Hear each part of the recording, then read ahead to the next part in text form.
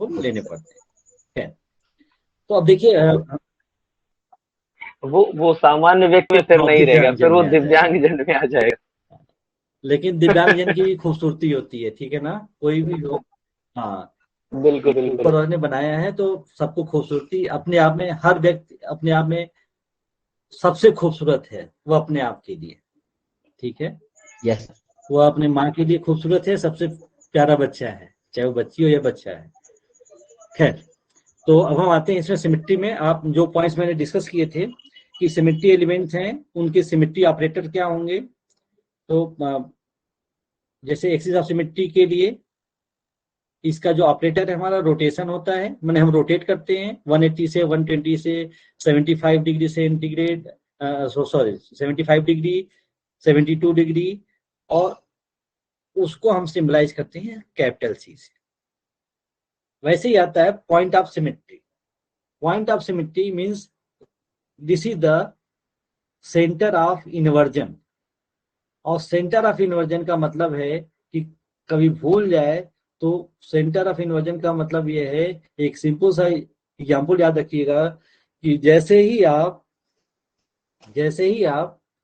Balloon balloon फुलाया, उस balloon को क्या करिए कि उसको अगर हो सके तो उस बैलून के अंदर हाथ डालिए और उसको अंदर का पार्ट खींच करके उसको बिल्कुल उल्टा कर दीजिए। माने अंदर का पोर्शन बिल्कुल बाहर आ गया और बाहर का पोर्शन अंदर चला गया, यानी कि दैट इज द इन्वर्ट। ठीक है, ये इन्वर्जन है। और इस इन्वर्जन के लिए कंपलसरी है कि उसमें सेंटर प्रेजेंट हो। सेंटर कंपलसरी है, without centre there is no existence of the centre of symmetry और सेंटर ऑफ इन्वर्जन। क्योंकि जब भी हम इन्वर्जन की बात करते हैं तो हम बात करते हैं कि वह जो भी ग्रुप्स का, जैसे कि अगर हम बात करें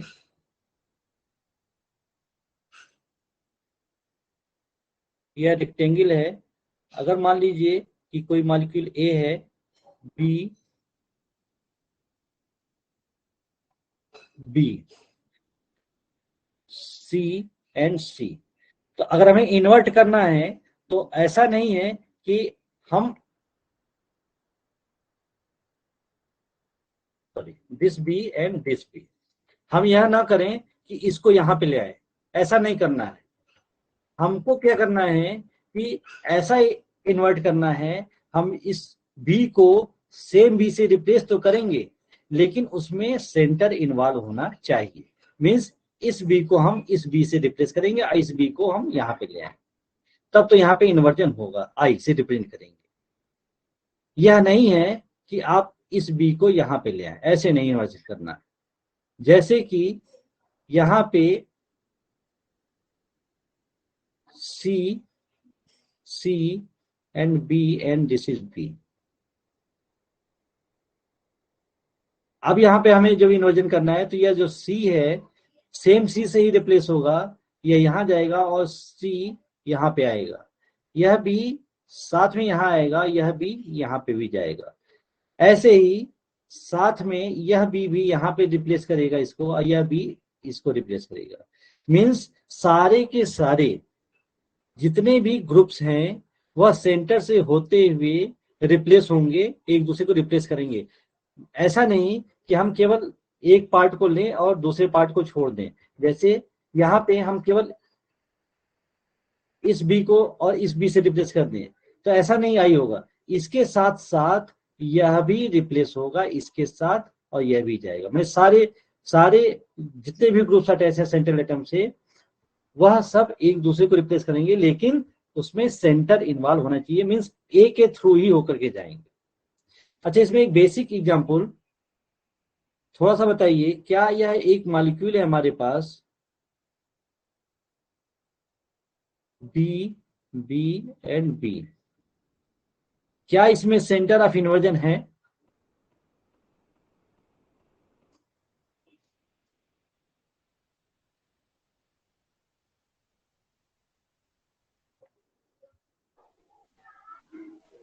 स्लाइड दिख रही है ना?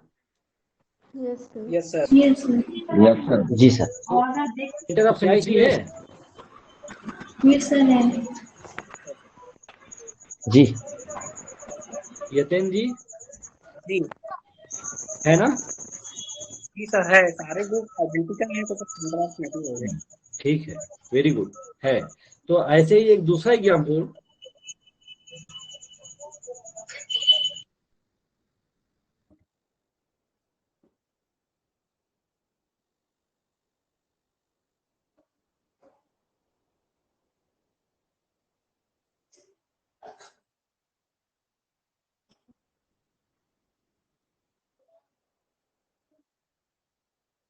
इस कंपाउंड में क्या है सेंटर ऑफ इन्वर्जन?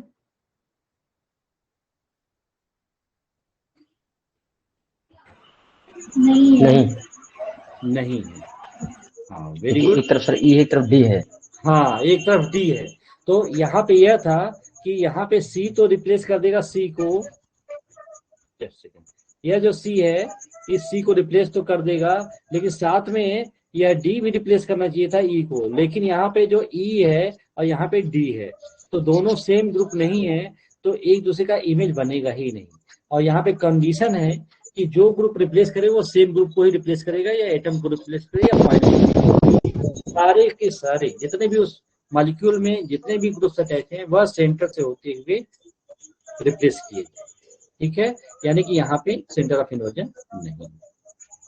ठीक, यहाँ पे था, यह बी है। तो ये रहा आई, जिसको इन्वर्जन सेंटर ऑफ इन्वर्जन को या एक्सिस ऑफ सिमेट्री को हम रिप्रेजेंट करते हैं आई से। हाँ, इस प्रॉपर एक्सिस ऑफ सिमेट्री को ही हम हाईएस्ट ऑर्डर एक्सिस भी कहते हैं, ध्यान रखिएगा। इसी तरह ये highest order of axis, order of axis. ठीक है। अच्छा एक चीज बताइए कि क्या मैं इस ये जो मैं लिख रहा हूं यह एक्सिस लिखूं या एक्सेस लिखूं? क्या लिखूं? दोनों में क्या दोनों में सही? पहले वाला।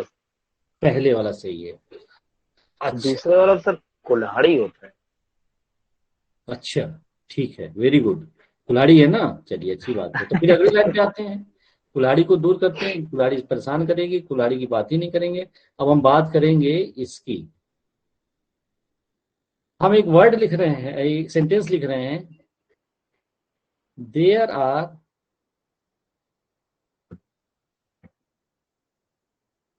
थ्री एक्सेस, there are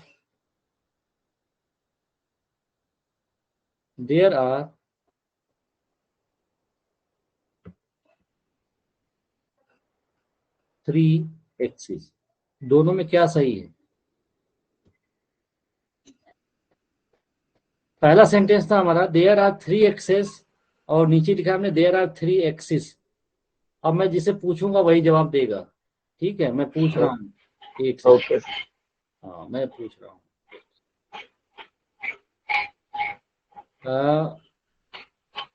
भाई इसमें तो नेहा पाल, नेहा पाल जी हैं? जी जी। दोनों में कौन सा सेंटेंस सही है?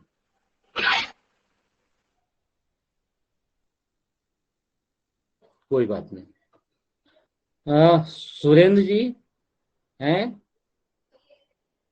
नहीं है, वीडियो ऑफ करके गायब है। ठीक है। विकास जी, विकास अवस्थी जी। Yes sir.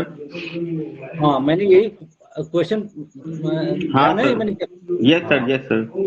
तो दोनों सेंटेंस में कौन सा सेंटेंस सही है? पहला वाला की बात का? सर हमें तो मेरे अकॉर्डिंग सर बाद वाला सही है। बाद वाला सही है। बस बेसिकली सर सेंटेंस तो वैसे दोनों ही सही है। अरे तो भाई दोनों सही है। हाँ सर, नहीं तो यस सर, बाद वाला। एक सही है। यस सर, बाद वाला। बाद वाला। स्वतंत्र जी जी सर। दोनों में कौन सा सही है? सर दोनों तो सेम लिखे हैं। नहीं नहीं, अरे आप ध्यान से देखिए तो। सेम अरे देयर आर 3 एक्सिस और देयर आर 3 एक्सिस। हाँ, हाँ, एक ये जगह सर। मैंने ए एक्स ई एस लिखा है, ये सही। ई नीचे और आई का डिफरेंस है। हाँ ये ई और आई का ये डिफरेंस सर। है। तो मैंने सेकंड वाला सही है ना? एक्सिस। ठीक है, हाँ सर। तो चलिए अब मेरे तरफ से यह जो सेंटेंस है पहला वाला, वो सही है या गलत है?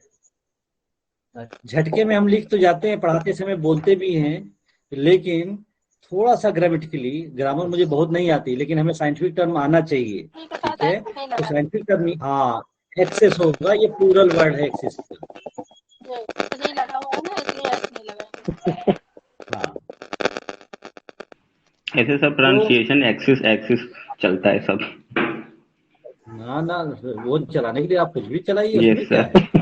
वो तो आप मालिक हैं, आप कुछ चलाइए। Sorry sorry sir. तो ठीक है, मतलब ये बताने का मेरा मकसद था कि एक्सेस जनरली यूज किया जाता है, ठीक है?